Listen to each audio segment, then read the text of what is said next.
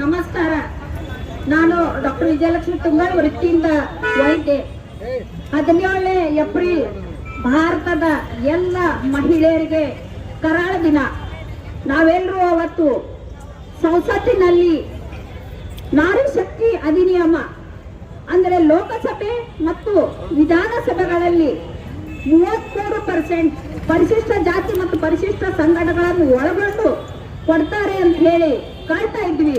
ನಮಗೆಲ್ಲರಿಗೂ ಇಡೀ ಲೋಕಸಭೆ ಸರ್ವಾನುಮತದಿಂದ ಈ ಮಸೂದೆಯನ್ನು ಅಂಗೀಕಾರ ಮಾಡ್ತದೆ.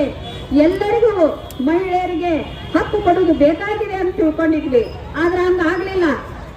ಆ ಮಸೂದೆ ಲೋಕಸಭೆಯಲ್ಲಿ ಸೋಲು ಕಂಡು. ಅದು ಮಸೂದೆಯ ಸೋಲಲ್ಲ, ಪ್ರಜಾಪ್ರಭುತ್ವದ ಸೋಲು.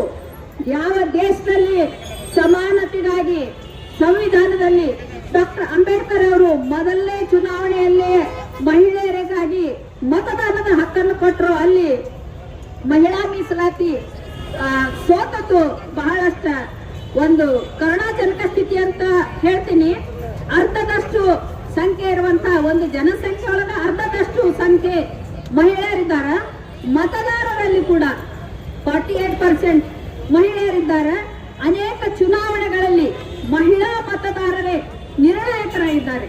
ಅಂತ ಹೊತ್ತಿನೊಳಗ ಈ ಒಂದು ಮಹಿಳೆಯರಿಗೆ ಸಂವಿಧಾನಿಕ ಪ್ರಾತಿನಿಧ್ಯ ಕೊಡದೇ ಇರುವುದು ಬಹಳ ಒಂದು ಕಷ್ಟದ ವಿಷಯ.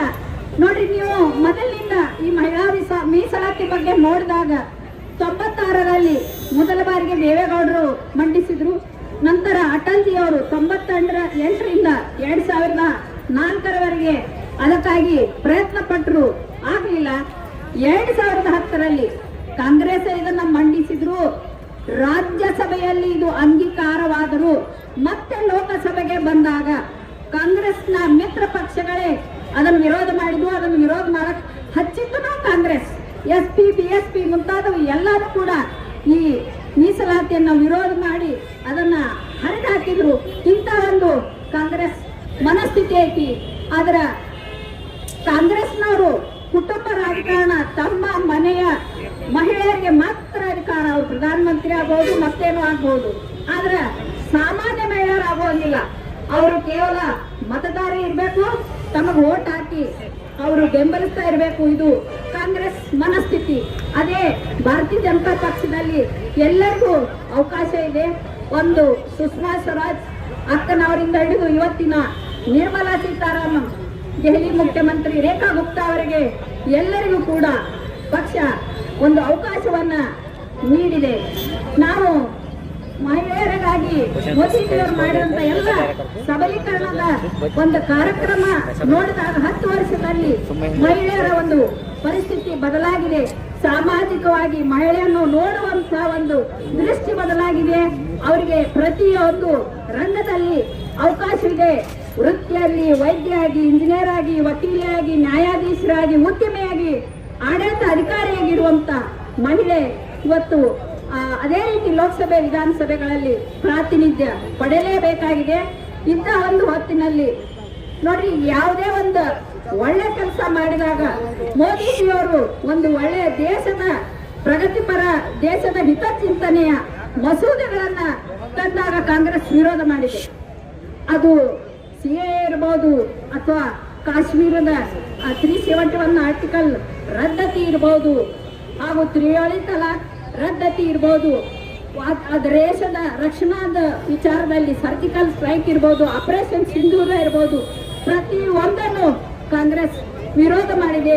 ಕಾಂಗ್ರೆಸ್ಗೆ ದೇಶದ ಹಿತ ಬೇಕಾಗಿಲ್ಲ, ಮಹಿಳೆಯರ ಹಿತ ಬೇಕಾಗಿಲ್ಲ. ಆದರೆ ಇವತ್ತಿನ ಮಹಿಳೆಯರಿಗೆಲ್ಲ ತಿಳಿತದ ಕಾಂಗ್ರೆಸ್ ಏನ್ ಅನ್ಕೊಂಡಂದ್ರ ಗ್ಯಾರಂಟಿ ಕೊಟ್ಟು, ಗೃಹಲಕ್ಷ್ಮಿ ಕೊಟ್ಟು ಮಹಿಳೆಯ ಮತದಾರರ ವೋಟ್ ಹಾಕಿಸ್ಕೊಳ್ಳೋದು, ಸರ್ಕಾರ ನಡೆಸೋದು. ಆದ್ರೆ ಅವರಿಗೆ ಆ ಸರ್ಕಾರದಲ್ಲಿ ಭಾಗ ಕೊಡಂಗಿಲ್ಲ, ಅವ್ರ ಜೊತೆ ಕುಂತು ಮಸೂದೆಯನ್ನು ಮಾಡುವಂತಿಲ್ಲ.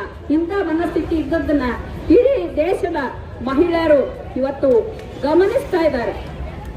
ಇದೇ ಕಾಂಗ್ರೆಸ್ ಮೊದಲು ಅಂಬೇಡ್ಕರ್ ಅವರು ಹಿಂದೂ ಕೋಡ್ ಬಿಲ್ ಅನ್ನೋ ಮಸೂದೆಯನ್ನ ಮಂಡಿಸಬೇಕಂತ ಕೂಡ ಮಂಡಿಸಲು ಬಿಡಲಿಲ್ಲ. ಅದರಲ್ಲಿ ಎಲ್ಲಾ ಮಹಿಳಾ ಪರ ವಿಚಾರವಿದ್ದು, ಮಹಿಳೆಯರ ವಿವಾಹ, ವಿಚ್ಛೇದನ, ಆಸ್ತಿ ಹಕ್ಕು ಪ್ರತಿಯೊಂದು ಇತ್ತು. ಅದನ್ನು ಕೂಡ ಇವರು ಬಿಟ್ಟಿದ್ದಿಲ್ಲ ಅನ್ನೋದನ್ನ ಇತಿಹಾಸವನ್ನ ನಾವು ನೆನಪು ಮಾಡ್ಕೋಬಹುದು.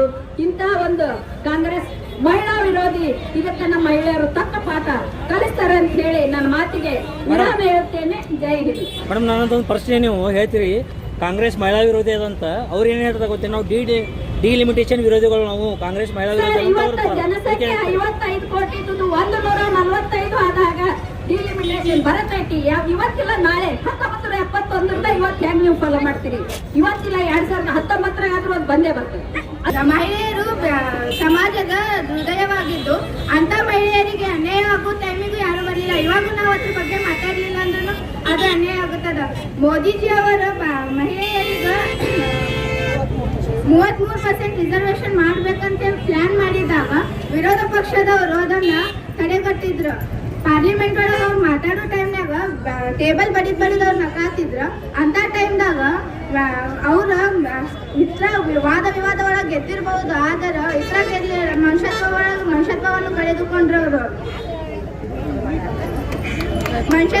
ಕಳೆದುಕೊಂಡ್ರು. ಮತ್ತ ಎಲ್ಲ ಸಮಾನ, ಗಂಡು ಹೆಣ್ಣು ಸಮಾನತೆ ಅಂತ ಹೇಳ್ತಾರ. ಈ ಟೈಮ್ದಾಗ ಅವ್ರು ಸಮಾನತೆ ತೋರಿಸ್ಲಿಲ್ಲ. ಇದು ಅನ್ಯಾಯ ಆಗೋದು. ನಮಗ್ ನ್ಯಾಯ ಬೇಕೇ ಬೇಕು. ಇದಕ್ಕೆ ವಿರೋಧ ಮಾಡೇ ಮಾಡ್ತೀವಿ ನಾವು. 33% ರಿಸರ್ವೇಶನ್ ಬೇಕೇ ಬೇಕು. ಅದು ಸಿಗೋವರೆಗೂ ನಾವು ನಮ್ಮ ಹೋರಾಟ ಗೊತ್ತಿಲ್ಲ. ನಿನ್ನ ಹೆಸರು ಬಿ ಸಮಾಜ ಸೇವಕಿ. ಸಪೋರ್ಟ್ ಮಾಡೀವಿ. ಹಂಗೆ ನಮ್ಮ ಜಾಬ್ನಲ್ಲಿನೂ ನಮ್ಮ ಹೆಣ್ಮಕ್ಳಿಗೆ ರಿಸರ್ವ್ ಬೇಕೇ ಬೇಕು. ಗಂಡು ಮಕ್ಳಿಗೆ ಅಷ್ಟೇ ಅಲ್ಲ, ನಾವು ಹೆಣ್ಮಕ್ಳು ಎಲ್ಲದರಲ್ಲಿ ಮುಂದಿದ್ದೀವಿ.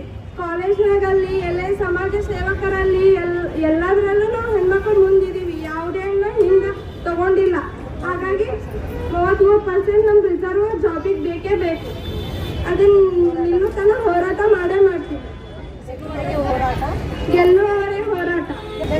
ಇದು ಮೀಸಲಾತಿ ಬೋಲೋ ಭಾರತ್ ಮಾತಾ ಕಿ ಇದು ಮಹಿಳೆಯರ ಸಬಲೀಕರಣಕ್ಕಾಗ ಆಗೈತಿ. ಯಾಕಂದ್ರೆ ಮಹಿಳೆಯರು ಎಲ್ಲಾ ಕ್ಷೇತ್ರದಲ್ಲಿ ಕೆಲಸ ಮಾಡತ್ತಾರ.